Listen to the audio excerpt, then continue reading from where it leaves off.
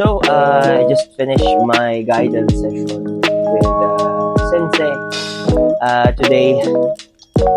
So we focused on Yokogeri, Kiage, and Kekkomi, making sure that all the details are there, making sure that I am prepared for this coming Saturday.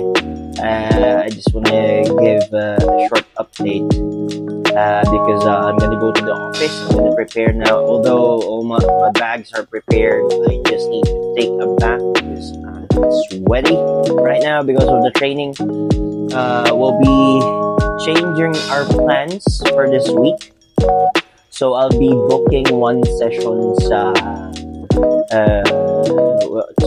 the yoga room, right?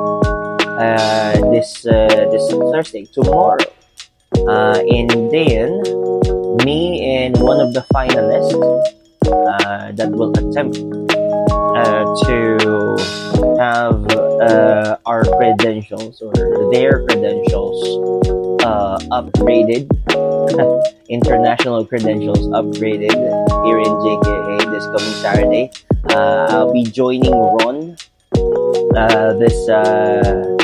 this Friday morning to train. Right? So we want to make sure that we're ready. So see you when I see you.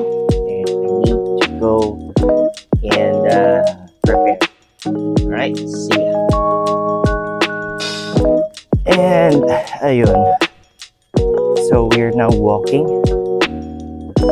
And then we're gonna go to the bus stop. So I got my bag here, my jacket. Come on, all right. Nihon Karate Kyokai. So yeah, need to go to the office today. I'll be staying there for up until Friday. Ayan, para medyo tipid. So kaya yan, medyo malaki ang aking bag. So I got everything prepared, my gis, got my clothes, training clothes. So I'm gonna go ahead and go to the bus stop. So see you when I see you.